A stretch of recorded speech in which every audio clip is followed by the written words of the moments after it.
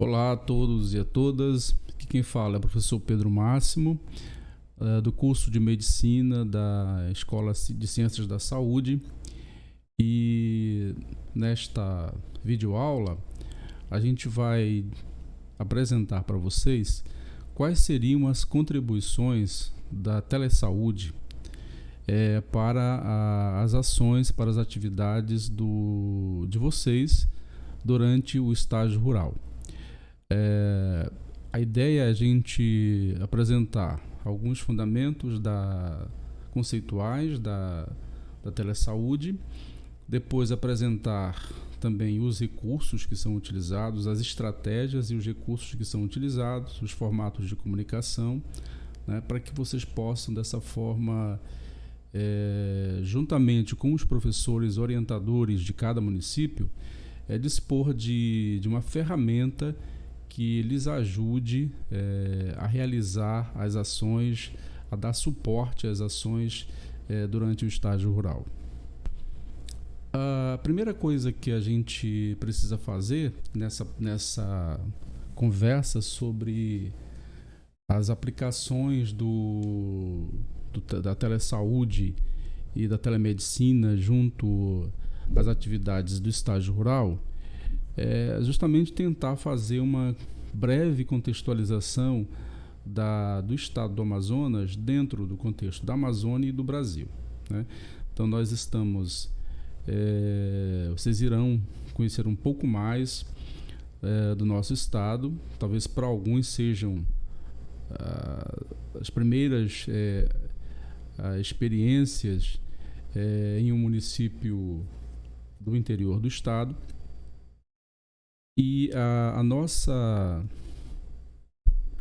realidade é uma realidade bastante desafiadora do ponto de vista físico, geográfico, humano, socioeconômico, né? Então, nós temos um estado com um território cerca de quase 7 vezes maior que o do Reino Unido, né? Com uma população, segundo o censo do IBGE do ano passado, estimada em 4 milhões e 100 mil pessoas, um pouco mais que isso, né? Sendo que metade dessa população está na cidade de Manaus, na capital. Uma área de 1.570.745 km², né? E o que já é por si e dada a própria situação, própria realidade física e geográfica do estado, ela por si só já impõe um desafio. Do ponto de vista de uma avaliação do desempenho do Sistema Único de Saúde no estado do Amazonas, vale a pena a gente destacar também alguns aspectos, alguns pontos. Primeiro, uma dificuldade para fixar profissionais no interior do estado. O programa Mais Médicos, né, o extinto programa Mais Médicos reformulado, ele visava dar uma resposta a esse desafio, porque não é somente uma questão do número de profissionais, médicos, enfermeiros, dentistas, mas de como fazer esses profissionais se fixarem, se estabelecerem nesses municípios que demandam, né, uma atenção à saúde. Depois nós temos também uma infraestrutura de serviços, de modo geral, e tecnológica particularmente, bastante deficiente ainda no interior do estado. Nós temos uma grande limitação em relação à conectividade. Hoje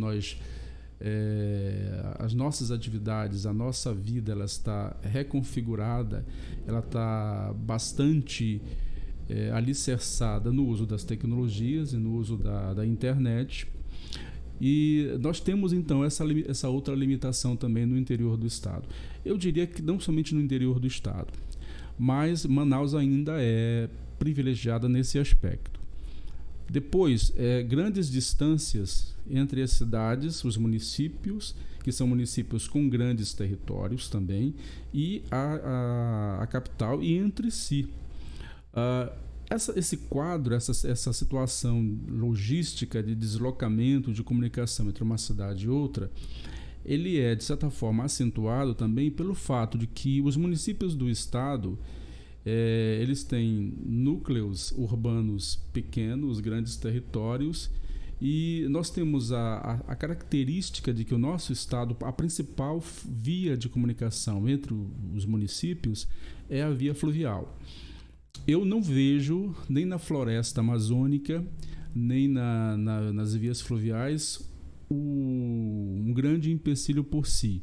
Ele é um desafio que precisa ser superado pela gestão pública, no sentido de dar uma resposta de melhoria dos serviços dos transportes públicos, do transporte fluvial público de qualidade, e também assegurando que as populações sejam fixadas de forma a preservar a floresta, que todos nós temos algum conhecimento e sabemos da importância dela na regulação climática do planeta, sobretudo na regulação das chuvas, né? E particularmente das chuvas. Então, eu sou daqueles que é favorável à floresta em pé. Mesmo que a gente esteja assistindo nesse momento histórico do Brasil, em meio a essa pandemia que nós estamos vivendo também, um arrefecimento, um aumento do processo de derrubada da floresta amazônica. Então, as distâncias elas se impõem como um desafio a ser superado, que poderia, em grande parte, ser superado pela melhoria dos serviços de telecomunicação e da conectividade. Uma baixa densidade populacional. O que significa dizer que a população do estado ela está bastante espalhada ao longo do seu território, por esse imenso território que é o território amazônico e amazonense. Eu faço sempre essa distinção, porque uma coisa é a Amazônia enquanto grande região e outra coisa é o estado do Amazonas. O estado do Amazonas ele tem boa parte do território da Amazônia brasileira, né? Mas ele por si só já, de certa forma, identifica-se com a Amazônia, mas ele não é só a Amazônia. Ou melhor, ele não é exclusivamente a Amazônia. A Amazônia é maior que o estado do Amazonas. No estado do Amazonas, nós nos defrontamos com essa realidade. Uma população, como no resto da Amazônia também, né? Dadas as suas características físicas, geográficas e logísticas, nós vemos que a população está espalhada, né? Pelo seu território. Existe uma concentração maior nos núcleos urbanos dos municípios, particularmente na capital Amazonas, de Manaus, que detém mais da metade da população do estado, e no resto do território a gente vê uma relativa concentração nas sedes dos municípios e depois ao longo do território dos municípios, nas beiras dos rios, nas várzeas e nas terras firmes também. Ou seja, uma população que está espalhada.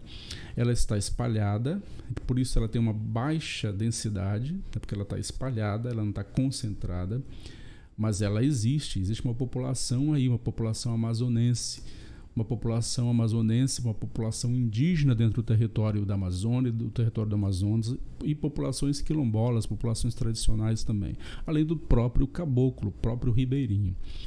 É uma população que demanda e constitucionalmente tem o direito da atenção à saúde. Juntamente com a baixa densidade populacional, o próximo ponto que eu destacaria é justamente esse, da diversidade étnica. Nós temos não somente os brasileiros, mas populações indígenas que em si mesmas representam várias populações, várias nações que estavam aqui antes da chegada dos colonizadores europeus ao nosso país, e a Amazônia também. Então são remanescentes dessas etnias, dessas populações indígenas que estão aqui. Algumas em situação de isolamento ainda, né? E que elas agradeceriam se nós pudéssemos nos manter isolados delas, acredito, né? Mas e essas que nós já temos o contato, elas demandam também essa atenção à saúde. Uma outra situação que nós vemos também crescer, aumentar no estado do Amazonas e na Amazônia é o quadro das condições crônicas de saúde. À medida em que a população inclusive a indígena, inclusive as tradicionais, os caboclos, eles passam a depender da economia de mercado e da economia monetária, do dinheiro também. Então, é claro, o ser humano ele busca vantagens, né? A vantagem de adquirir produtos que são alimentos, inclusive, que são processados. E esses alimentos, nós sabemos as consequências que eles têm para a saúde humana, porque nós também somos consumidores deles, né? E nós sabemos que grande parte das situações crônicas de saúde derivam dessa dieta que nós temos. Então, diabetes, hipertensão, doenças cardíacas. Então, há um aumento dessas condições crônicas de saúde também entre a população do estado, mudando aquele perfil anterior, que era um perfil de maior consumo de peixe, de farinha, sim, mas também de peixe, o que equilibrava um pouco a saúde da população no interior do estado. Agora nós vemos que isso, de certa forma, se homogeneizou, né, e houve um aumento um recrudescimento dessa situação dos problemas de saúde crônicos. Então, frente a esse grande desafio que é o estado do Amazonas, dado o seu território, dada a situação da dispersão da população, da sua baixa densidade populacional, do ainda incipiente desenvolvimento econômico do interior do estado e esse aumento vertiginoso das condições crônicas de saúde, nós podemos concluir, ou nós podemos entender que a telesaúde, enquanto um conjunto de práticas, ela se insere como uma estratégia de resposta à possibilidade de melhoria da atenção à saúde dessas populações, das nossas populações do interior, por meio da atenção à saúde de forma direta e por meio também da educação permanente dos profissionais que cuidam da saúde das pessoas no interior do estado. Então, eu gostaria agora de começar a apresentar brevemente para vocês alguns conceitos que foram enunciados para esse campo de conhecimento de práticas que nós chamamos de telemedicina e telesaúde. O termo originário, telemedicina, ele é o que é a raiz das práticas, normalmente relacionado à figura do profissional médico, né? E aqui nós temos uma definição, um conceito, aliás, dado pela Organização Mundial da Saúde, isso no ano de 1977, na qual é dada a seguinte ênfase, né? A telemedicina é a oferta de serviços ligados aos cuidados com a saúde, nos casos em que a distância ou o tempo é um fator crítico. No caso específico do território do Brasil e mais especificamente ainda do estado do Amazonas, nós temos então a ênfase sobre o aspecto das distâncias, né? Então, esses serviços eles seriam providos por profissionais da área de saúde que passariam a usar então as tecnologias de informação e de comunicação que nós hoje vivenciamos, com as quais nós lidamos e utilizamos cotidianamente, para o intercâmbio de informações que possibilitem a um profissional que está na ponta, lá no interior do estado, Manacapuru, Tabatinga, Novo Aripuanã, etc., e particularmente os municípios para onde vocês irão no estágio rural, a possibilidade de se comunicar com profissionais ou com unidades de referência em saúde em pontos, em locais de maior expressividade na realização desse serviço. Por exemplo, a possibilidade de intercâmbio entre os profissionais do interior com os profissionais, pesquisadores e professores da Universidade do Estado do Amazonas e da rede especializada de serviços de saúde de Manaus, por exemplo, né? Então, a telemedicina seria essa possibilidade, então, de se realizar esse intercâmbio de informações que favorecem a alguém que está precisando dessa informação para dar maior resolutividade e resposta à atenção à saúde das pessoas que estão sendo atendidas por ele e que de repente surgiu uma dúvida, surgiu uma necessidade de esclarecimento, uma segunda opinião, por exemplo, né? Então, nesse caso, nós temos a prática de telemedicina centrada na figura do profissional médico, daí o termo telemedicina, que é um termo originário, digamos assim. Se vocês observarem bem, de forma engraçada, aqui nessa figura do lado direito, nós temos uma revista, a Radio News, de 1924, essa revista, na qual se falava da possibilidade de um doutor rádio, né? O The Radio Doctor. E aqui nós vemos de forma cômica, mas já tendo em vista o que poderia ser realizado no futuro, e que é o nosso dia a dia, um paciente sendo atendido à distância por meio de uma comunicação por rádio. Seria essa a proposta, seria essa a base comunicacional usada na época, na principal, mas onde também ele tem a possibilidade de ver o médico e o médico vê-lo, enfim. Isso que nós hoje já temos uma vivência cotidiana quando nós fazemos videochamadas, participamos de lives e de coisas parecidas, de práticas parecidas, semelhantes a essas. Aqui um outro conceito, é um conceito do Conselho Federal de Medicina, que eu diria que não muda muito aquele enunciado da OMS. Ele se baseia naquele enunciado da OMS para dizer o seguinte, que a telemedicina ela é o exercício da medicina, ou seja, a prática da medicina através... Eu já não concordo muito com esse através, porque a medicina não se resume à prática ou à utilização de metodologias interativas de comunicação, audiovisual, de dados, não se resume a isso. Para mim, a telemedicina, como nós a praticamos hoje, e dadas as possibilidades dela para o hoje que está aí e para o futuro, ela é uma estratégia de apoio ao profissional de saúde médico e aos outros profissionais também.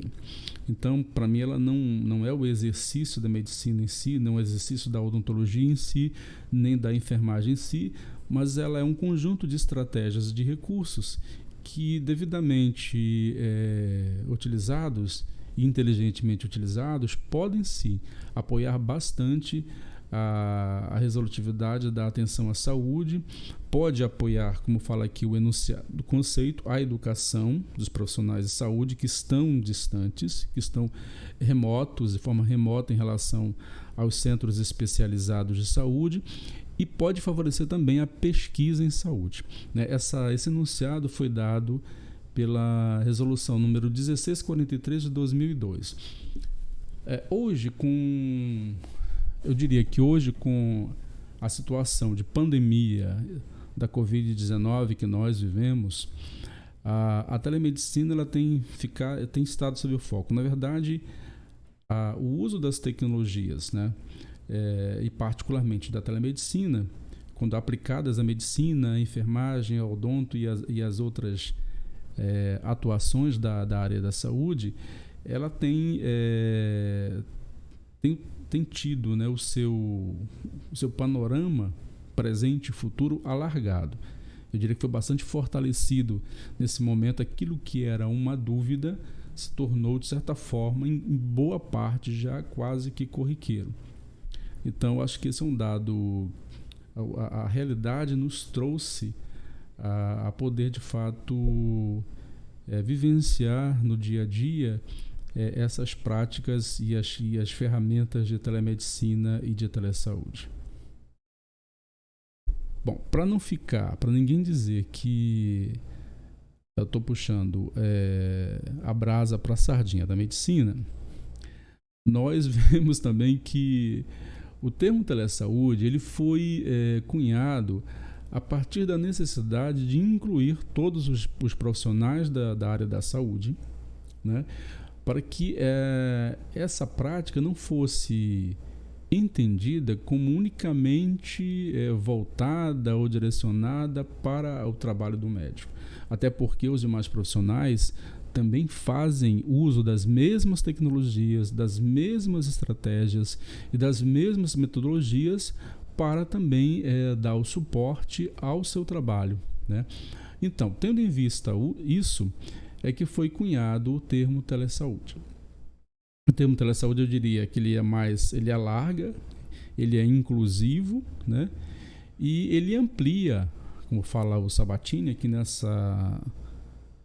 nesse conceito, ele amplia a esfera da ação da telemedicina também para os aspectos da promoção e da prevenção em saúde, né?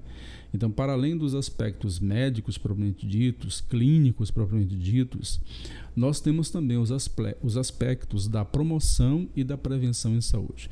Quando a gente fala de promover a saúde, a gente fala de um arranjo, né, que envolve profissionais de saúde, o setor de saúde, os sistemas de saúde, juntamente com a sociedade, com as empresas, com as instituições, em prol de determinada linha de ação, né, ou temática de ação para promover a saúde da população. E a prevenção, né, em grande parte, ela pode também ser alcançada quando você possibilita uma maior informação à população para que ela possa tornar-se mais responsável pela sua própria saúde. No momento que nós estamos vivendo essa pandemia, nós vemos ainda, frente a esse debate que se trava no país sobre o que se deve fazer, o que não se deve fazer, quando as autoridades elas falam coisas diferentes, é importante a ênfase dada aos profissionais de saúde, o trabalho dos profissionais de saúde em fazer o avanço das formas de prevenção, a utilização das tecnologias, das redes sociais, para que as pessoas possam entender aquilo que elas devem continuar fazendo nesse momento, né? Que é manter o distanciamento, se possível, manter o confinamento quando possível, o uso das máscaras sempre, né? E essas coisas que nós sabemos que nós temos que fazer agora ainda. Então, a telesaúde ela pode ser entendida com todos esses processos que favorecem também a promoção e a prevenção, além dos aspectos clínicos propriamente ditos. Eu queria destacar no âmbito dos aspectos éticos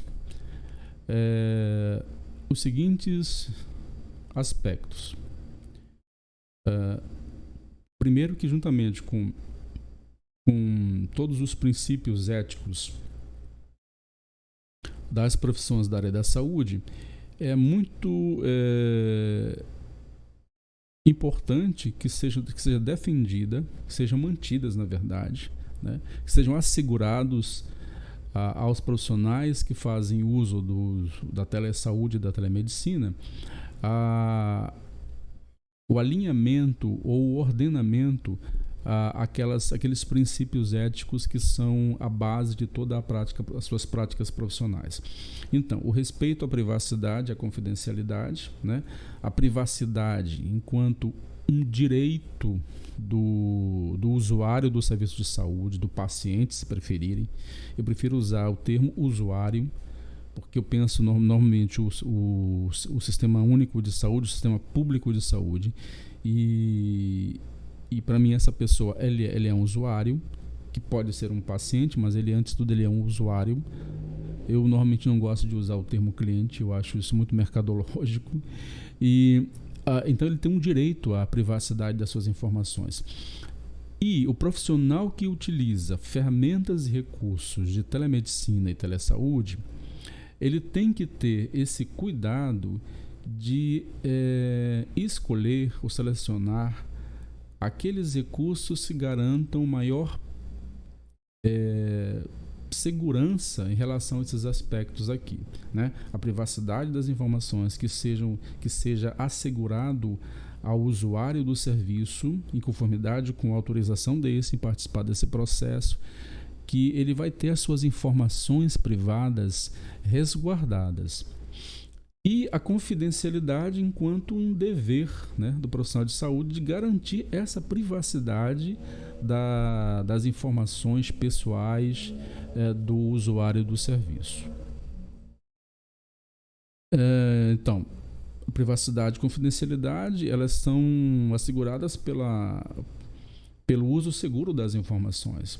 Que as informações do paciente, as informações que são veiculadas do paciente na rede, né? Na rede nas redes de comunicações, elas sejam seguras, elas tenham a sua privacidade resguardada, né? E que garanta ao profissional cumprir o seu dever de confidencialidade a essas informações. Depois, esse uso dos serviços ou dos recursos de telemedicina e telesaúde, eles devem ser bastante esclarecidos para os usuários dos serviços, né? De forma que eles deem o seu consentimento de forma esclarecida, que eles saibam o que está acontecendo e que eles tomem uma decisão nesse sentido, uma decisão seja positiva ou não, né? Então, ao se tratar de informações pessoais dos usuários, esses cuidados têm que ser garantidos. Por isso, não é a mesma coisa se você faz, por exemplo, uma teleconsulta pelo WhatsApp, e nesse momento, a gente vai já chegar lá, está permitido, porque nós estamos vivendo um momento de urgência, de epidemia, na verdade, um momento de pandemia e de calamidade pública, na verdade. Mas existem outros meios mais seguros para a realização de teleconsultas, por exemplo, teleconsultas ou teleconsultorias. Então, quanto mais segura a plataforma, o meio que você está utilizando, melhor. Estou falando isso para vocês, para que vocês possam também, vocês são alunos, mas vocês serão profissionais em breve, e para que vocês possam também compartilhar essa visão, esse entendimento com os profissionais que serão os seus preceptores práticos. Eu acho interessante vocês também terem conhecimento que todas as práticas de telesaúde ou telemedicina, elas estão baseadas, elas são operadas, elas são realizadas com base em 2 princípios tecnológicos. Ou paradigmas, ou formatos, como vocês queiram chamar. Nós temos aqui o primeiro modelo de comunicação, também podem chamar, o modelo assíncrono. O modelo assíncrono, ele na verdade, ele diz respeito ao conjunto de práticas e de recursos que permitem o intercâmbio de informações, o envio de informações de um lado para outro, o acesso a essas informações por parte de quem está sendo demandado, que vai ter um tempo para dar uma resposta, um feedback, uma segunda opinião, né? E que no outro momento vai encaminhar a sua resposta, ou a sua segunda opinião, ou as suas orientações para quem solicitou, para quem demandou, num outro momento, né? Então são recursos que, na verdade, você estabelece um processo de comunicação à distância. Esse processo de comunicação, ele existe, ele acontece, mas ele não acontece de forma simultânea, né? Ele acontece em vários várias parcelas de tempo, em vários momentos, né? Por isso que ele é assíncrono. Um exemplo que nós podemos dar sobre esse modelo de comunicação é o modelo dos telediagnósticos, que na verdade são telelaudos, né? Nós temos no nosso estado, o estado do Amazonas, vocês que poderão conhecê-los, vários serviços, na verdade vários sistemas de telediagnóstico em cardiologia implantados nos municípios do nosso estado pelo programa Telesaúde Brasil aqui no estado, né? Então, existe na unidade de saúde onde é feito esse procedimento, existe um computador ligado à internet, um sistema que está, por sua vez, conectado ao sistema de aferição de exame de cardiologia, o exame cardiológico, né? E aí as informações do eletrocardiograma são passados para esse sistema no computador, que por sua vez são transmitidos para um centro, para uma unidade especializada que vai fornecer o laudo. No caso do Amazonas, esse centro especializado é o Hospital Francisca Mendes. Então, todos os exames de eletrocardiograma realizados nas unidades do interior do estado, eles são enviados para o Centro de Telemedicina do Hospital Francisca Mendes, que vai então fornecer esse laudo. Esse laudo não é fornecido no mesmo momento em que ele é enviado. No momento é feita a leitura dos dados do usuário, que é transmitido para o sistema, que o sistema transmite para o Centro de Telemedicina do Francisca Mendes. O profissional de saúde, o médico especialista, o cardiologista, vai acessar essas informações, vai emitir o laudo, depois vai devolver esse laudo para o solicitante. Então, veja, existe um processo de comunicação que é online, mas ele não é simultâneo, ele acontece em vários momentos, né? Primeiro alguém recolhe os dados do paciente, o sistema transmite, depois alguém recebe no Centro de Telemedicina do Francisca Mendes algum especialista que vai emitir o seu laudo e vai então responder ao solicitante. Então nós temos aí um processo de comunicação assíncrono. Assíncrono por quê? Porque ele se dá em vários momentos. Eu só não concordo com o uso do termo offline. Alguns autores vocês irão encontrar que dizem, que chamam esse processo de offline. Me parece que até a legislação do Telesaúde, quando enuncia telediagnóstico, fala de sistemas offline. Ora, eles não estão offline. Para haver processo de comunicação, todos os participantes aí desse processo têm que estar online. Se eu não estiver online, eu não consigo transmitir os dados do exame. Se eu não estiver online, se aqui em Manaus o Francisca Mendes não estiver online, ele não recebe esses dados.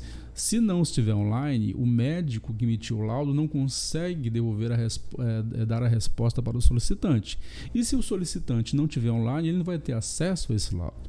Então, eu não concordo com o uso do termo offline. Faço essa ressalva aqui, tá? Então, para mim, é assíncrono, não offline. Offline é outra coisa. Offline é quando está tudo desligado. Não tem comunicação. Aí é offline. Bom, a forma assíncrona, que nós vemos aqui a imagem da direita, ela já é o outro formato, né? O formato em tempo real, ele é simultâneo. Então, existem todas as formas de comunicação que possibilitam a troca instantânea de dados, de imagem, de voz em tempo real, de forma simultânea, particularmente as vídeo e webconferências. Então, aí nós temos acontecendo as formas síncronas de comunicação em telemedicina. Então, o exemplo que eu dou aqui é o exemplo da teleconsulta, que hoje já virou de certa forma, corriqueira, né? Dada a situação de calamidade pública que foi colocada pela pandemia, e que são realizadas pelos médicos, né? Inclusive utilizando ferramentas bem simples como o WhatsApp, ou a teleconsultoria, né? Por vídeo e webconferência, utilizando ou o WhatsApp ou outras plataformas de webconferência, como o Zoom, o T-Link e outras, né?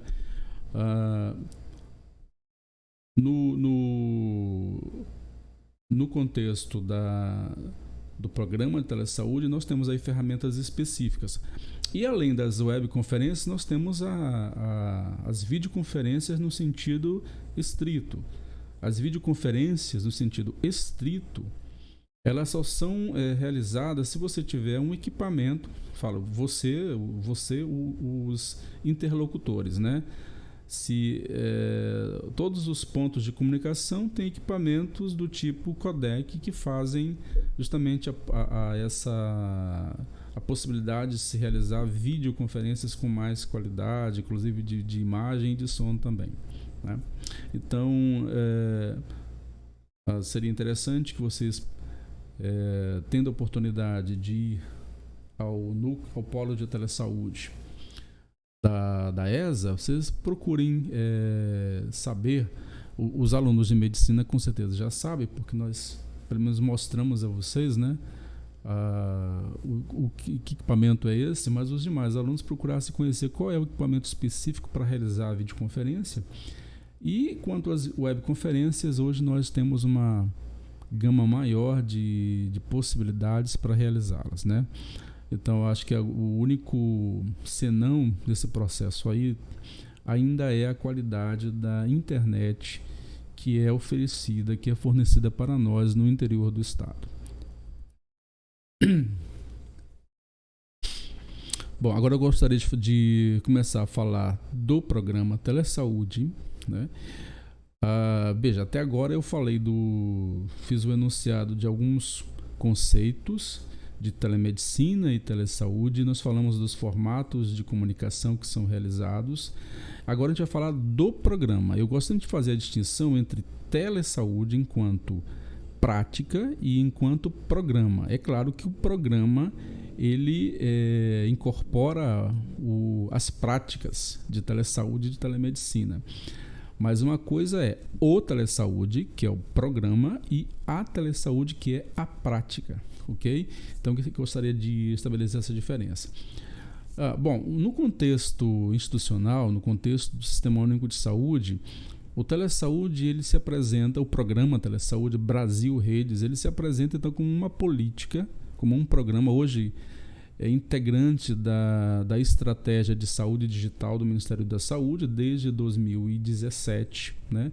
Ele é um componente dessa estratégia nacional do Ministério da Saúde, que tem por finalidade dar suporte assistencial para os profissionais de saúde. Como? De que forma? Por meio de teleconsultoria assíncrona e síncrona e por meio da emissão de laudos para exames complementares e também por meio de acesso a bases de dados que nós chamamos de segunda opinião formativa.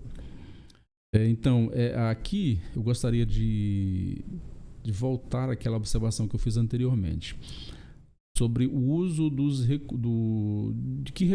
recursos mais adequados e dos recursos que garantem a salvaguarda daqueles princípios éticos que eu falava no início, da privacidade, da confidencialidade, de intercambiarmos informações de forma segura, né? E de forma a garantir esses princípios éticos básicos nos processos de trabalho utilizando telesaúde e telemedicina. Então, no âmbito do programa, vocês contam com a parceria, né, e a corresponsabilidade do programa na realização dessas atividades.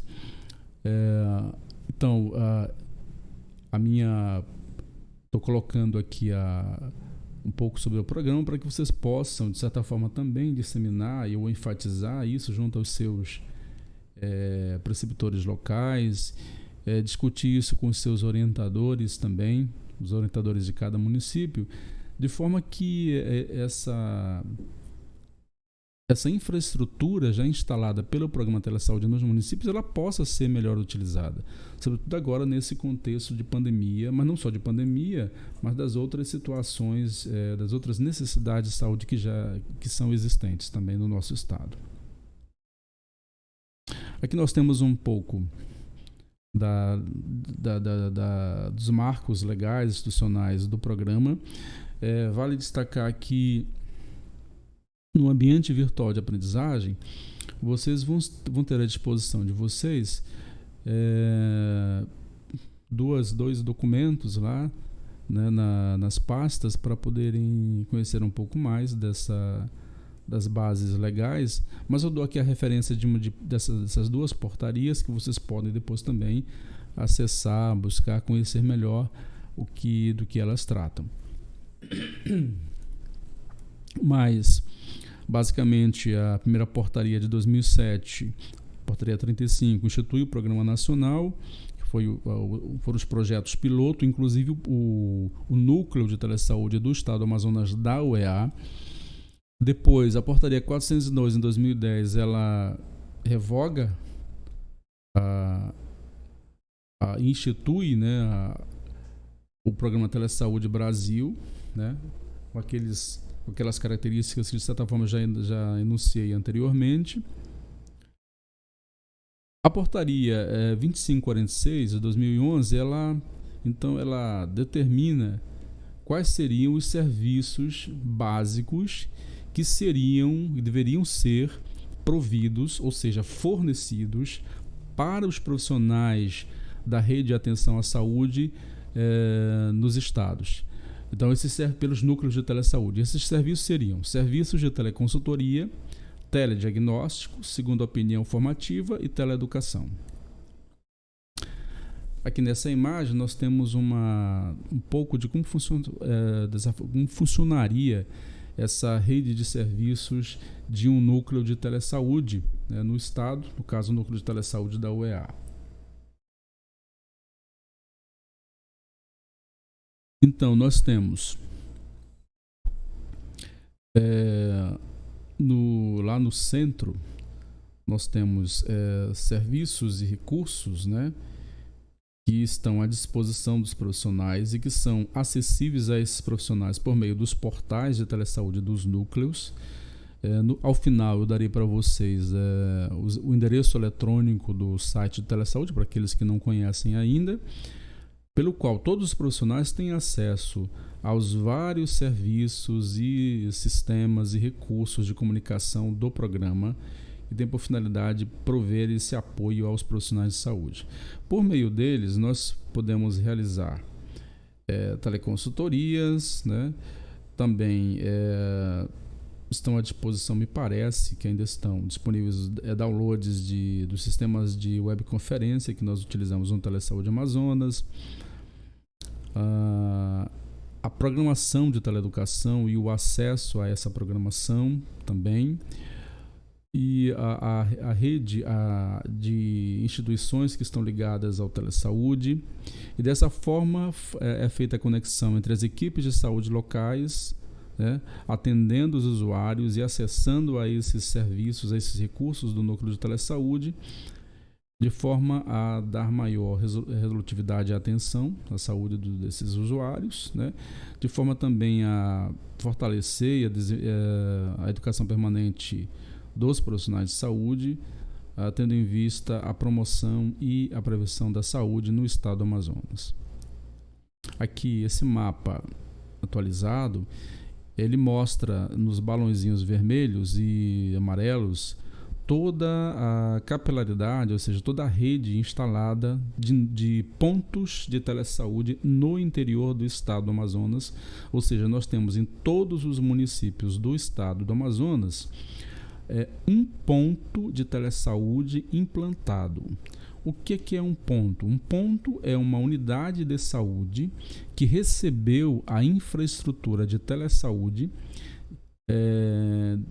tanto determinada por componentes físicos, que seriam o computador, a unidade de antena que permite fazer a conexão entre este ponto de telesaúde e o núcleo de telesaúde, um mobiliário básico, câmera fotográfica, enfim, aqueles recursos básicos necessários para se realizar os processos de telesaúde, né?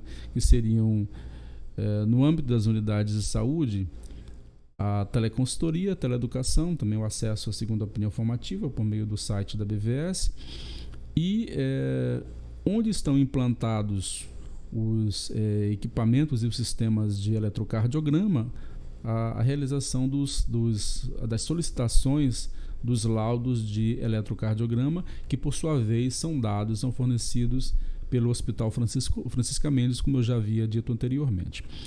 Esses balões amarelos, eles representam, então, os pontos de telesaúde localizados em áreas indígenas. Então, nós temos aqui mais a noroeste do estado, uma concentração de pontos naquela área de Parintins e próxima aqui à fronteira com o estado do Pará, Barreirinha, etc. E lá, né, na Boca do Cachorro, lá em cima, né, nós temos então o ponto de telesaúde de Iuaretê, referenciado ao município de São Gabriel da Cachoeira.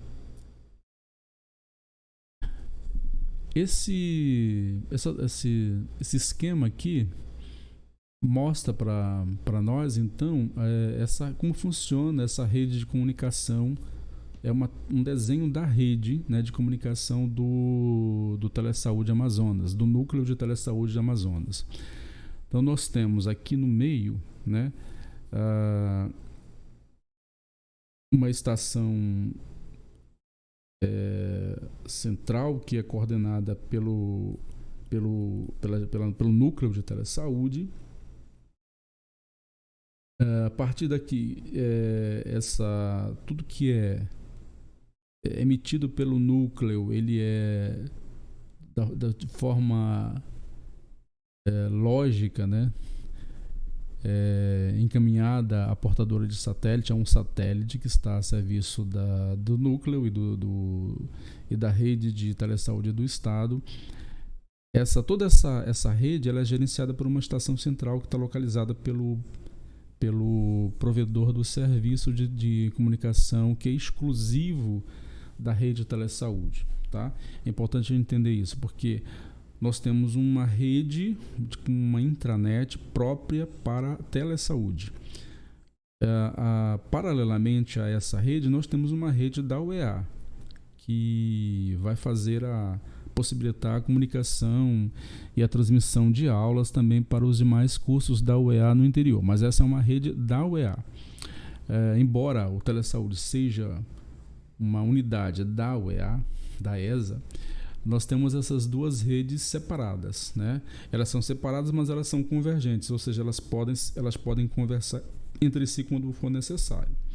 Então, do núcleo de telesaúde são feitas todas as comunicações e vice-versa com os pontos de telesaúde que eu mostrava para vocês anteriormente no mapa. Aqui uma antena localizada em uma unidade de saúde no interior, parece que São Gabriel da Cachoeira. E aqui, qual é a forma de se chegar a esses serviços, né? Você está lá no interior, você é aluno agora, depois vai ser profissional, está sendo orientado por profissionais do município que podem conhecer mais ou menos sobre o telesaúde. Então, e aí você pode compartilhar aquilo que você já sabe um pouco mais sobre o telesaúde com esses profissionais, de forma a realizarem, quem sabe, algumas atividades dentro do estágio rural também por meio desse intercâmbio, nessa parceria com o núcleo de telesaúde, né? Então, por meio do portal do telesaúde, Você tem acesso, então, aos serviços, né? Os serviços de teleeducação, serviços de segunda opinião formativa, de teleconsultoria, né? E teleeducação.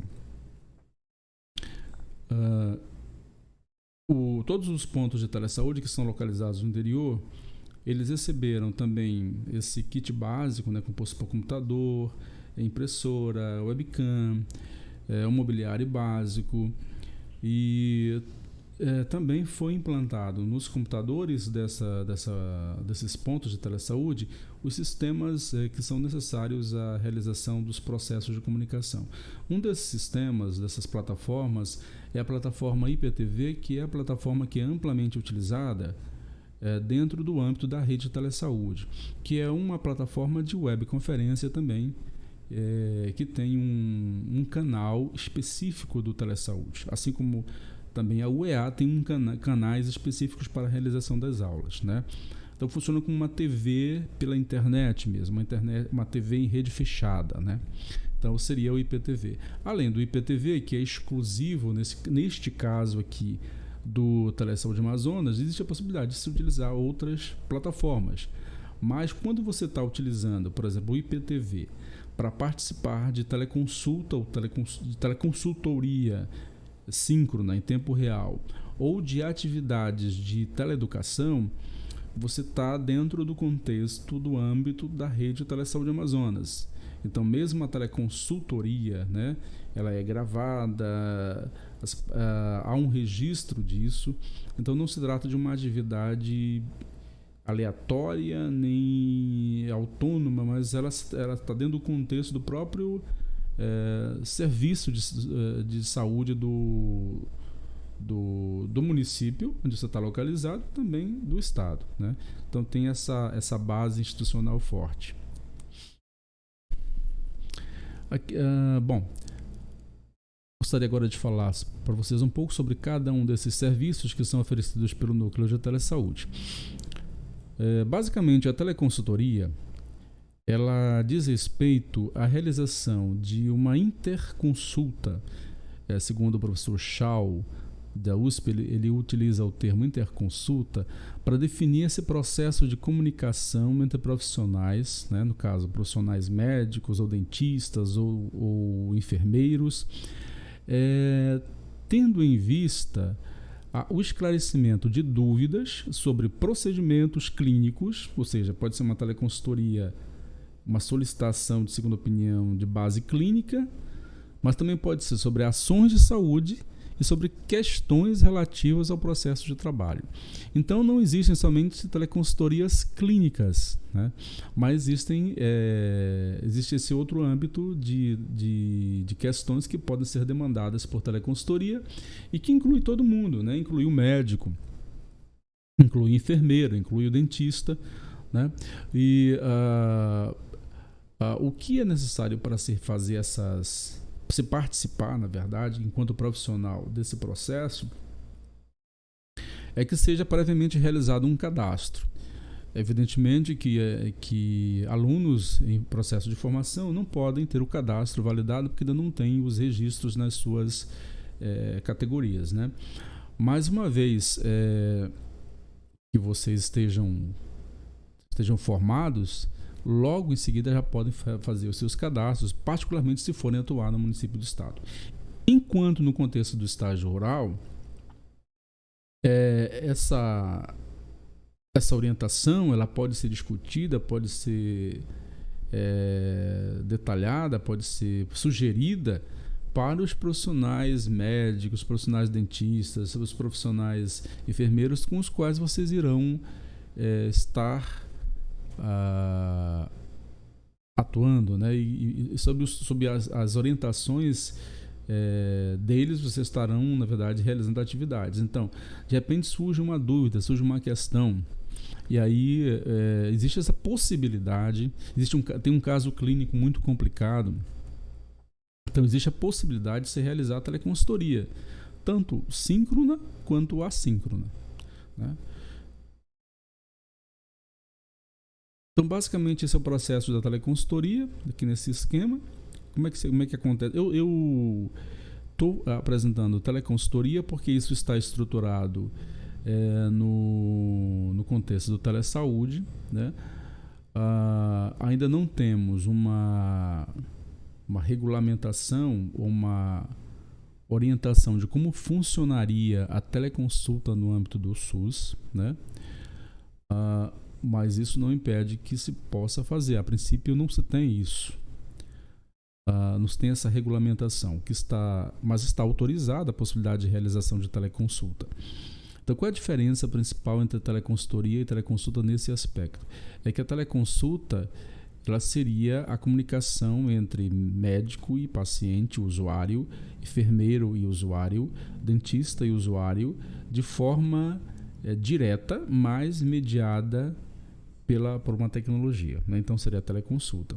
Mas a portaria de março deste ano, na verdade, ela não estabelece de que forma isso iria acontecer. E a portaria anterior, que foi revogada, ela estabelecia o seguinte, que na verdade para a teleconsulta acontecer, pelo menos o médico já deveria conhecer, o médico ou o profissional de saúde deveria ter conhecimento do paciente, do seu histórico, do seu histórico clínico, etc., para poder realizar então a primeira teleconsulta. No momento estamos vendo essa possibilidade, dada a situação de necessidade, né, frente à pandemia, de que as pessoas possam também realizar as teleconsultas. Mas aqui a gente está falando da teleconsultoria, né? Então, nós temos aqui, lá na ponta, aqui à esquerda, os usuários que chegam para demandar os serviços de saúde do profissional de saúde na unidade de saúde. Então, a partir de uma necessidade, uma dúvida que surja por parte do profissional, ele pode, então, fazer esse encaminhamento da sua dúvida, da sua necessidade de esclarecimento para poder dar uma resposta a essa situação do paciente ou do usuário.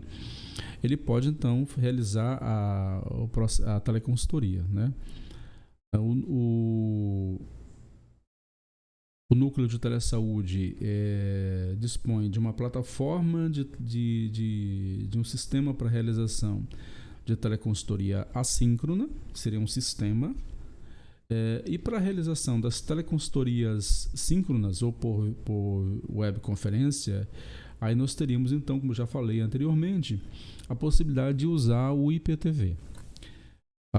Essa teleconsultoria, logo mais eu irei apresentar um pouco desse protocolo de realização da teleconsultoria, de como se deve elaborar uma teleconsultoria clínica, né? Eu vou centrar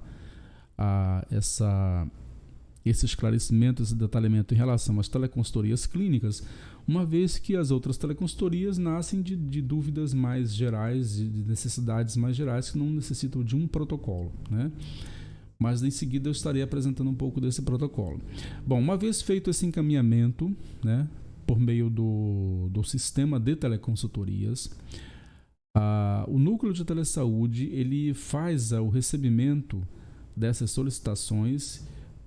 Nós temos no núcleo de telesaúde a figura de um regulador, normalmente um médico, né, que faz o papel de regulador, ou seja, ele faz a recepção e a triagem dessas solicitações, ele faz a avaliação dessas solicitações, se elas contêm todas as informações necessárias para a resposta, e em seguida ele vai responder a essa dúvida, a essa necessidade de segunda opinião, ou então vai encaminhar para um especialista, que nós chamamos de especialista focal.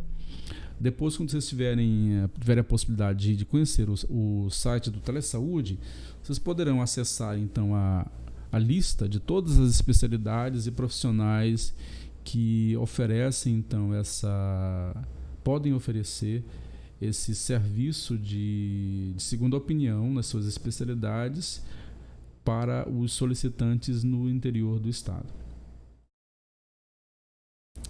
Bom, existem vários motivos para se fazer uma teleconsultoria, né? Mas o principal deles é que eu diria que a responsabilidade ética de dar uma resposta à saúde e a necessidade de cuidar da saúde das pessoas que estão à nossa frente, que estarão à frente de vocês uma vez profissionais e que estarão à frente de vocês no dia a dia quando estiverem participando, sendo orientados nas atividades tanto ambulatoriais quanto nas visitas domiciliares no estágio rural. Então, nós temos a responsabilidade e o dever de dar uma resposta a esse usuário, né, que chega até nós, dentro dos princípios e diretrizes que regem o SUS, o princípio da integralidade, o princípio da equidade, o princípio da universalidade, né? São princípios que regem todas as práticas, inclusive as práticas de telesaúde e telemedicina também. Então, porque no dia a dia, todos os profissionais enfrentam dúvidas, né? Estudos realizados como o de McKinney nos apontam que, por exemplo, em média, por turno de trabalho, os profissionais têm 3 dúvidas por turno de trabalho. E 64% dessas dúvidas não são esclarecidas, né? Então, não há um direcionamento, não há uma decisão orientada para o esclarecimento dessas dúvidas, né? E aí a necessidade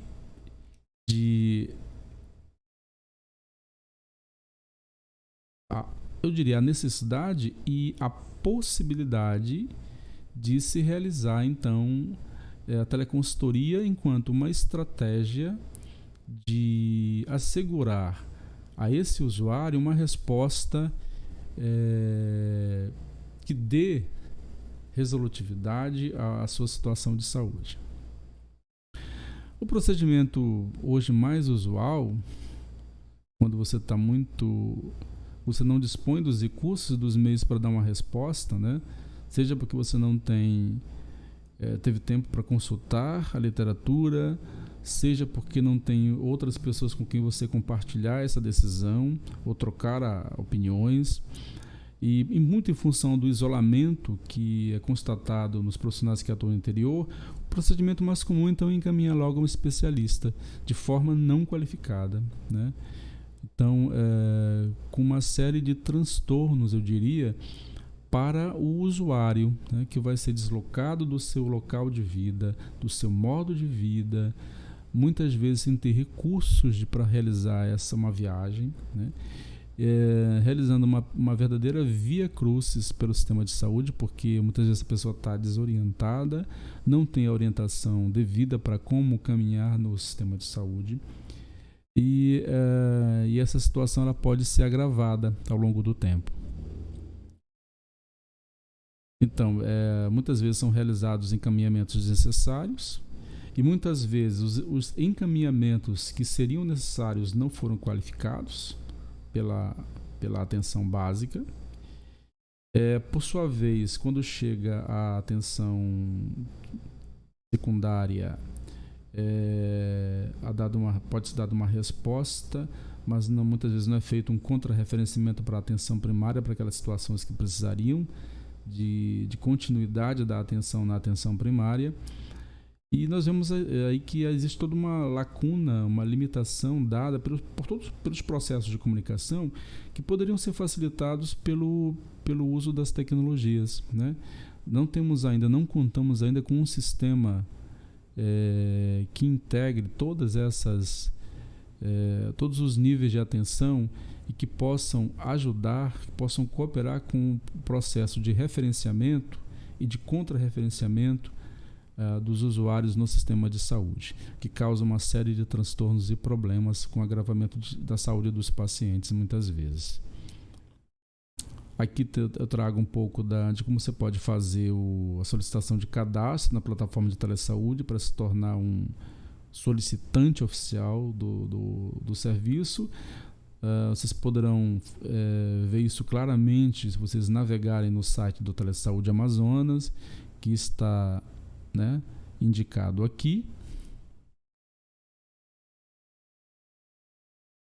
E aí eu passo então para detalhar um pouco com vocês o passo a passo de realização de teleconsultoria. Por que eu faço isso agora? Porque vocês são praticamente profissionais e porque uma vez no estágio rural E uma vez se encontrando com situações que poderiam ser atendidas por teleconsultoria, onde uma segunda opinião poderia orientar o profissional de saúde a conduzir melhor a situação do paciente, muitas vezes isso não é feito de forma devida, né? Então eu vou passar aqui a destacar aqui algumas informações básicas necessárias a esse processo de teleconsultoria. Depois lá no AVA eu vou colocar mais alguns documentos, inclusive um formulário, né, que foi criado pelo pessoal técnico do Telesaúde para facilitar esse processo de solicitação quando houver dificuldade com a internet, né? E me parece que no momento o sistema de teleconsultoria que eu falei para vocês, que normalmente é acessado, ele não está acessível. Acho que o núcleo de telesaúde está vivendo um momento de transição. Inclusive, eu tenho um conhecimento de que há um sistema sendo desenvolvido, né, para um sistema nosso, um sistema do núcleo de telesaúde, do Amazonas, da UEA. E no momento nós não temos uma plataforma. Então eu vou compartilhar com vocês esse material, porque uma vez que vocês identifiquem aí no estágio rural situações que podem ser apoiadas, né, por uma teleconsultoria, uma solicitação de teleconsultoria, que vocês possam realizar esse diálogo com os seus preceptores locais, né, os profissionais que estarão conduzindo vocês nas atividades, e que possam também compartilhar isso com os professores orientadores de vocês, da turma de cada município, tá bem? Então, quais seriam essas quais seriam esses dados, esse passo a passo básico para a realização de uma teleconsultoria? Bom, uma vez identificado o caso, conversado com o profissional de saúde responsável, médico, né, enfermeiro, dentista, como é que nós deveríamos fazer? Primeiro, nós temos que identificar esse paciente. Só que em processo de teleconsultoria, tendo em vista, né, o resguardo da privacidade do paciente, das informações do paciente, você pode usar as iniciais do paciente. Por quê? Porque o teleconsultor que está aqui em Manaus, aqui na UEA, o professor, o especialista, ele não precisa saber quem é a pessoa, ele precisa ter as informações necessárias sobre ela, né? Então, as iniciais seriam suficientes para resguardar a privacidade desse paciente. A identificação do sexo, os dados do biótipo, né, da pessoa, o sexo, a data de nascimento, peso e altura, que são determinantes para algumas conclusões. Segundo passo, né, é sempre identificar a queixa principal do paciente. Porque o paciente foi até a unidade de saúde, foi até o médico, foi até o dentista, até o enfermeiro com uma queixa. Veja, esse passo aqui é um passo a passo para as teleconsultorias clínicas. Lembrando que não existem somente teleconsultorias clínicas. Existem teleconsultorias sobre processos de trabalho, sobre outros tipos de esclarecimento também, que todo mundo pode fazer, pode solicitar. Então, mas em se tratando de teleconsultoria clínica, o paciente foi até o profissional de saúde com uma queixa. Então, essa queixa ela tem que ser relatada, ela tem que ser descrita. Depois, isso, na verdade, na prática, dá um pouco de trabalho, por isso que é interessante que esse processo aqui, para o médico particularmente, ele seja compartilhado com a equipe, ou que a equipe possa se integrar de forma a ajudá-lo, porque muitas vezes ele não tem tempo para fazer isso, mas ele poderia ter o apoio até mesmo de um de vocês, no momento que é realizada a teleconsultoria, no sentido de fazer esse detalhamento da história clínica do paciente, né, que está diretamente ou indiretamente relacionado com a queixa principal. Então, esse seria o segundo ponto, a segunda informação desse segundo momento da elaboração da teleconsultoria. Outra informação que é importantíssima é sejam relatados os elementos do exame físico. Bom, você recebeu o paciente, tem uma queixa, você fez um exame físico. Então, que sejam relatados as características, as conclusões do exame físico que foi realizado com o paciente. Se ele tiver, né, aí você relata também o laudo dos exames que foram realizados sobre essa queixa do paciente, né? Se você tiver ou quando tiver. Os exames laboratoriais, radiológicos, etc. Os teleconsultores sempre orientam que, além desse relato do laudo oficial, que seria o diagnóstico, eles sempre pedem que seja anexado ao processo de solicitação as cópias, os próprios exames escaneados, fotografados, etc., para que eles pudessem eles mesmos ter o seu olhar sobre aquele exame.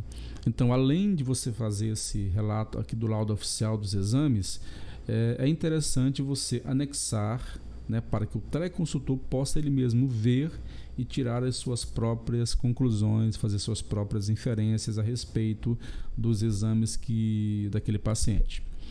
Depois, você também tem que indicar para ele qual é o medicamento, qual é a dosagem, qual é a posologia desse medicamento que você já está utilizando com aquele paciente para aquela situação. Isso, claro, isso quando o tratamento for dessa natureza, né? Quando for um tratamento medicamentoso também. Por quê? Porque, na verdade, você não vai aguardar que o teleconsultor te diga o que você tem que fazer para ele, né? Com ele. Ele pode até mudar depois. Não, ele pode sugerir a mudança do medicamento em função da opinião dele. Claro que ele não vai ter a autoridade de mudar. Você que vai decidir se acata ou não a sugestão, a segunda opinião do teleconsultor. Mas é importante que você relate a ele qual é o medicamento, quais são as dosagens, a posologia que você está usando com o paciente, né?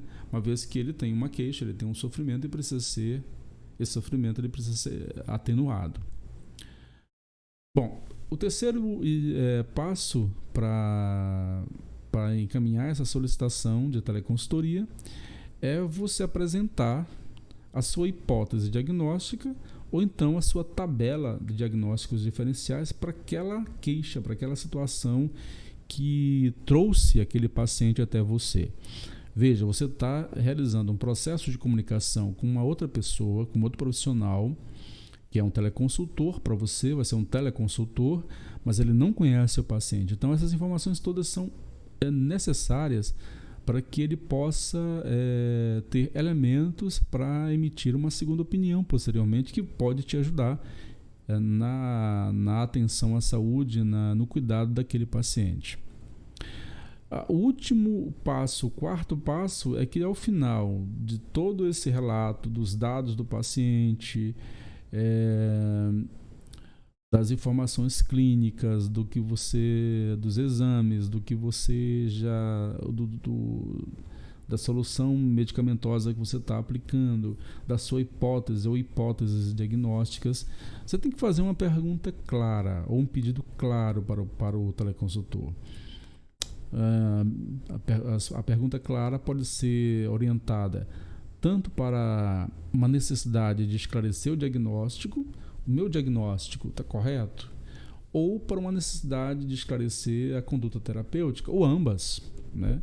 Então, normalmente uma coisa está relacionada à outra, normalmente, nem sempre. Então, mas faça sempre no final uma pergunta, porque ele vai responder a essa tua pergunta. Você tem uma dúvida.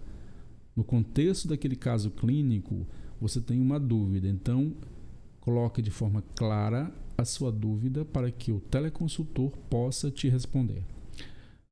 Então, basicamente são esses 4 passos, esses 4 grupos de informações que tem que conter uma solicitação de teleconsultoria realizada à distância por meio de um sistema, de uma plataforma de teleconsultoria. E como eu falei para vocês, eu não tenho conhecimento que no momento esteja funcionando a plataforma de teleconsultoria do Telesaúde. Mas dada a própria situação que nós vivemos agora, você pode realizar por outros meios, desde que contenha todas essas informações, inclusive por e-mail, né? Ou utilizando utilizando aquele formulário que eu vou então encaminhar a vocês, estará disponível a vocês por meio do ambiente virtual no tópico telesaúde. Existem algumas coisas que a gente tem que evitar no processo de teleconsultoria, né? Isso que eu falei agora há pouco sobre as informações que têm que ser relatadas de forma textual, por texto, né, de forma assíncrona, elas podem ser os mesmos elementos que você vai apresentar ao teleconsultor se a teleconsultoria for síncrona, ou seja, se ela for em tempo real, por meio de webconferência, por meio do IPTV, por exemplo, né? Então seria importante ter todas essas informações bem anotadas para o caso de a decisão da teleconsultoria ser de forma síncrona, ou seja, por webconferência, pelo IPTV ou outra plataforma de webconferência, para que elas estejam disponíveis no momento que você vai apresentar o caso clínico ao teleconsultor. Então, sempre importante a gente evitar as redundâncias, né, as repetições desnecessárias e as informações que não dizem respeito àquele caso para o qual você está solicitando uma segunda opinião. É importante essa abertura, né, no sentido de ouvir a opinião dos outros, e também a liberdade, seria a autonomia de poder discordar, mas sem ferir as suscetibilidades, colocando sempre o seu ponto de vista de forma clara, não agressiva, não beligerante, né, de forma a não gerar um ruído nesse processo de comunicação, porque vocês sabem que em todo processo de comunicação pode ocorrer ruídos e mal entendidos. Aqui não é diferente também, né? Então é muito importante que a gente tenha sempre em mente o bem maior aqui que a gente busca, que é o bem do usuário, do nosso paciente. E a tecnologia, ela não serve para a gente repassar responsabilidades, ou seja, não se trata de, ao fazer a teleconsultoria, de eu querer repassar a minha responsabilidade enquanto profissional responsável pelo cuidado, pelo atendimento à saúde do paciente para um teleconsultor. Então, a teleconsultoria não visa substituir o profissional de saúde, seja ele o médico, o dentista ou o enfermeiro, mas, pelo contrário, empoderá-lo, né? Na verdade, o teleconsultor vai estar a seu serviço, né? Ele vai estar te dando um suporte, vai te dando um apoio. Essa segunda opinião que é gerada nesse processo, ela pode ser acolhida ou não. Em última análise, é importante frisar isso muito bem, a quem cabe tomar a decisão é o médico, o profissional responsável pelo paciente, médico, dentista ou enfermeiro responsável pelo paciente. Todas essas informações eu estou compartilhando com vocês aqui para que vocês possam também compartilhá-las e discuti-las com os profissionais que poderão, né, justamente com o auxílio de vocês, com o empenho de vocês, a participação de vocês, promover a realização dessas teleconsultorias. Eu acho que um momento privilegiado para a realização delas é quando vocês estão em campo no estágio rural e que vão estar conhecendo todo o universo de dificuldades e limitações da atenção primária, mas também toda uma riqueza de potencialidades que são oferecidas, né, por tecnologias de informação e comunicação dentro dessas práticas de telesaúde e telemedicina. Uma última observação aqui é que, por exemplo, não é muito apropriado, quer dizer, não é nada apropriado, pelo menos no estágio atual e com a conformação, com a estruturação de serviços que é colocada para o Telesaúde Amazonas, a realização de teleconsultorias de urgência ou emergência. Não que elas não possam ser realizadas, até que eu tenho pelo menos uma vivência de uma situação de urgência ou emergência que foi realizada, que foi resolutiva. Mas, normalmente, as situações de urgência ou emergência requerem uma ação mais imediata e do próprio profissional de saúde que está ali junto ao paciente, né? Então, não é não está impedido de se realizar, mas tem que ter o discernimento do profissional de saúde para saber quando se realmente é apropriado se fazer um processo se participar de teleconsultoria no momento de uma situação de urgência ou emergência.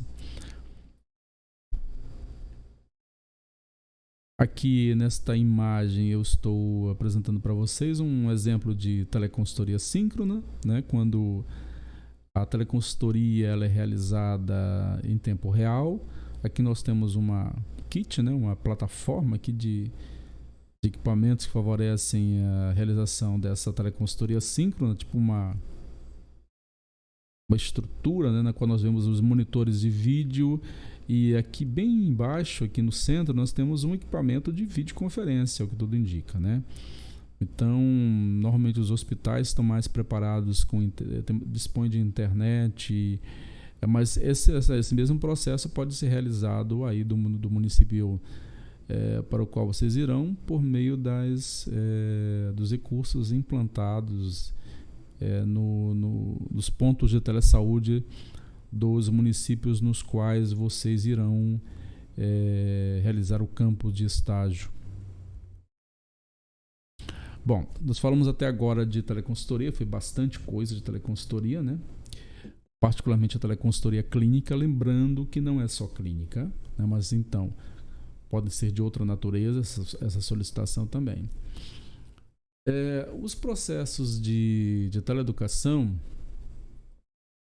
eu penso que eles ganham uma especial relevância dentro do contexto da política de educação permanente e saúde, né, do Ministério da Saúde, e tendo em vista tudo aquilo que nós colocamos no início, né, as dificuldades logísticas de locomoção, os custos de transporte.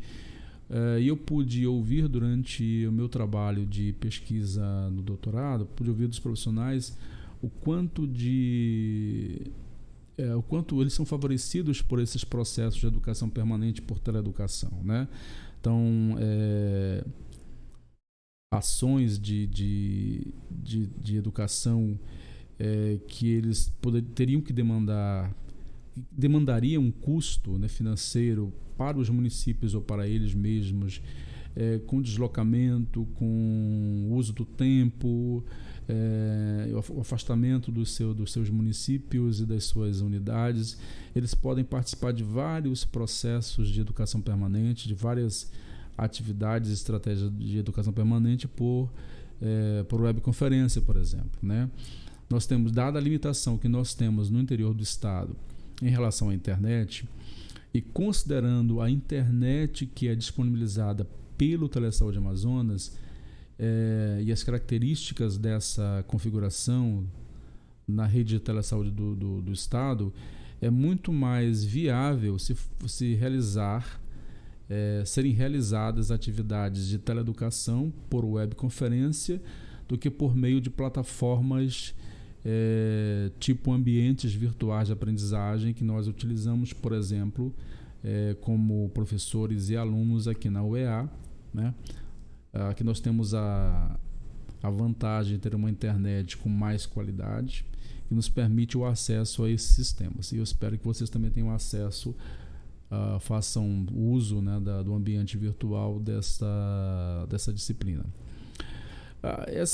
As estratégias de teleeducação, elas possibilitam, né, também a criação de uma rede colaborativa, né, no interior do estado, uma rede colaborativa de aprendizagem no interior do estado.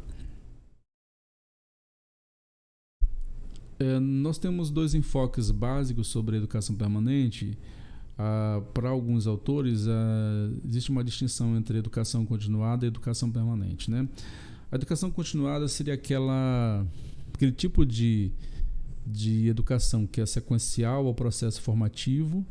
Você termina o curso de medicina, de odonto, de enfermagem, vai fazer especialização, vai fazer outros cursos de aperfeiçoamento.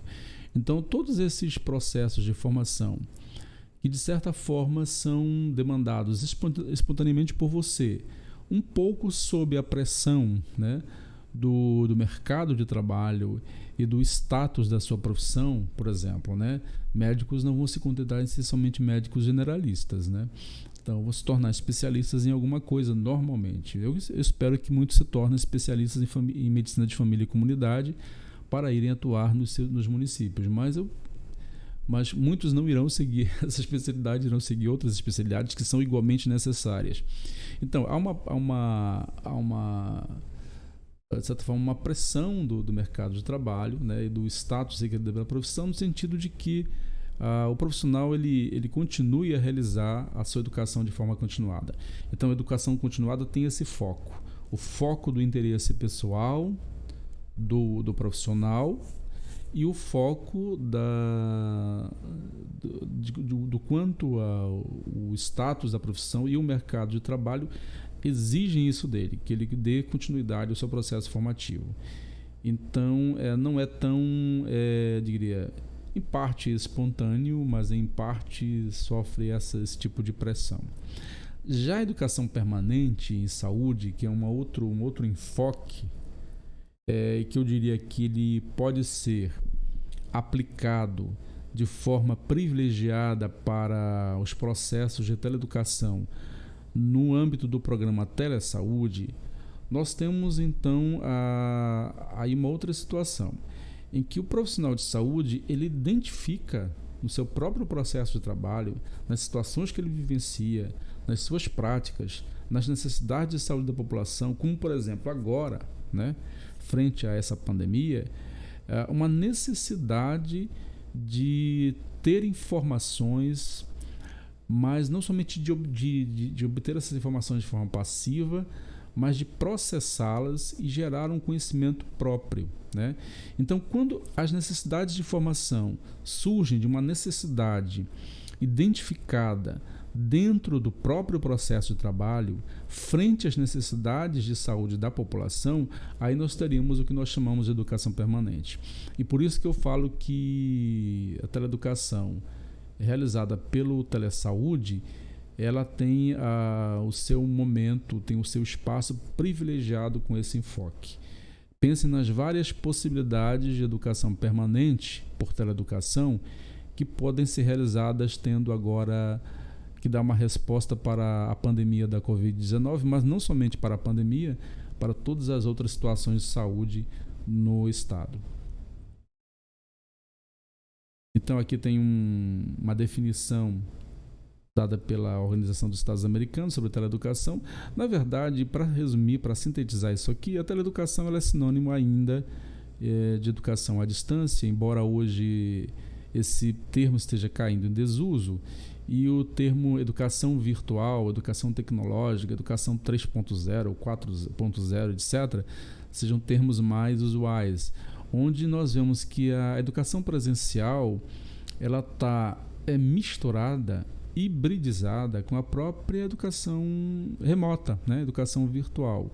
Bom, nós estamos agora, espero que vocês estejam com a paciência de acompanhar esta videoaula, né? Então nós temos essa possibilidade de fazer tanto videoaulas como também aulas em tempo real. Dada a dificuldade de poder reunir todo mundo agora em um curto espaço de tempo numa aula virtual, uma aula em tempo real, eu optei por então fazer esta videoaula. E este é um objeto, a gente poderia dizer, é um recurso de aprendizagem de teleeducação, né? Nós estamos vivenciando isto neste momento. Como eu falava, nós temos as formas síncronas também, né? São as vídeo e webconferências, e os objetos de aprendizagem. E esta videoaula que vocês espero que estejam assistindo neste momento, ela é um objeto de aprendizagem, né? No contexto do próprio Telesaúde de cada município, o núcleo de Telesaúde oferta e tem ofertado uma programação regular de educação permanente, tendo em vista dar uma resposta à pandemia e todas as outras questões que surgem a partir daí, mas também todas as outras temáticas necessárias. Então eu sugiro a vocês que possam conhecer essa programação, acessar o site do Telesaúde Amazonas e também discuti-la, sugerir para as equipes dos municípios nos quais vocês estarão inseridos para que haja a participação deles também. Essa não é uma atribuição de vocês, fazer essa convocação, nem convencê-los de que devem participar. Mas, de repente, tem um tema ali que é interessante, que vocês podem sugerir também ao seu preceptor local, né, a participação, né, para que a partir daí possam ser tomadas sejam feitas outras ações, por exemplo. Só para completar aqui esse tópico da teleeducação, hoje as redes sociais e outros recursos, como eles podem ser devidamente configurados, customizados, de forma a funcionarem também eles como ambientes de aprendizagem, né? Então, os blogs, o próprio Twitter, o Facebook, o YouTube, com toda a sua riqueza de conteúdo, né? Na verdade, eu vou estar, em relação a esta videoaula, eu tive que replicá-la a partir do YouTube, dada a extensão dela. Então, estará também disponível no meu canal do YouTube, da minha conta, na verdade, dos meus vídeos, né? E eu estou replicando ele para vocês aqui no AVA.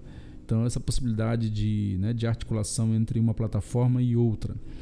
O Skype, né, também é uma ferramenta, um recurso de comunicação imediata e de videochamada. Os mundos virtuais, as bibliotecas, os games, etc. Todos esses recursos eles podem ser devidamente utilizados para realizar educação em saúde para a população, educação permanente em saúde para os profissionais, a educação continuada de vocês mesmos ou a educação permanente também, né? O telediagnóstico, nós falamos antes, né? Nós temos um exemplo aqui do teleeletrocardiograma, que é realizado em todos os municípios do estado, né? Aqui nós temos o processo de transferência de informações. Essa imagem aqui de baixo maior, na verdade, mostra os dados do exame do eletrocárdio, né, sendo discutidos aqui pelos técnicos, né? São dados captados pelo sistema que está implantado nos computadores das unidades onde são feitos os exames de telecárdio aí nos municípios do interior do estado. Aqui um ECG, aqui o laudo do ECG, que foi dado pelo profissional do Francisca Mendes ao solicitante no interior. Bom, e para nós concluirmos, quais são as minhas proposições e o que eu gostaria de deixar como pontos de reflexão para vocês e também para os professores, orientadores de vocês, uma vez que eu vou tentar, enquanto orientador também de alunos de uma turma no interior, eu tento sempre colocar esses pontos, né, para as minhas respectivas turmas. Então, uma situação agora onde nós teremos dois momentos, na verdade, com vocês, na ida aos municípios e a volta. Essa interação por telepresença, hoje nós usamos muito o WhatsApp também, né? Mas essa interação por telepresença, ela seria interessante no sentido de estabelecer essa ponte e esse processo de orientação permanente enquanto durar o estágio rural entre nós, preceptores, e vocês, alunos. Depois, propor a teleconsultoria, em primeiro lugar para vocês, como estratégia formativa, porque vocês estarão também aprendendo, né? Estarão se empoderando de conhecimentos práticos frente a situações clínicas complicadas ou qualquer outra dúvida que demande uma segunda opinião, mas sobretudo com esse foco particularmente para os alunos de medicina, mas não exclusivamente para eles, né? Tendo em vista a resolutividade e a integralidade da atenção, né? E a qualificação dos encaminhamentos quando forem necessários os encaminhamentos também, né? Com a internalização aos processos e sistemas de saúde.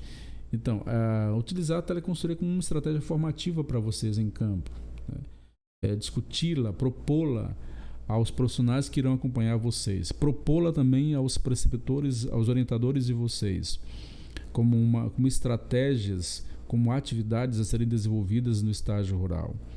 A teleeducação, tendo em vista a prevenção e a promoção, com foco na educação permanente de saúde dos profissionais, participando e discutindo com esses profissionais dos impactos dessas atividades de teleeducação frente às demandas de saúde dos municípios, mas também, quem sabe, propondo educação em saúde para a população por meio desses processos. E o empoderamento social, né, das populações, com a possibilidade, inclusive, de organização de redes de usuários com a mediação dessas tecnologias. Então, essas seriam as principais proposições que eu faria a vocês a partir, né, dos recursos, estratégias e metodologias de ação da telesaúde e da telemedicina.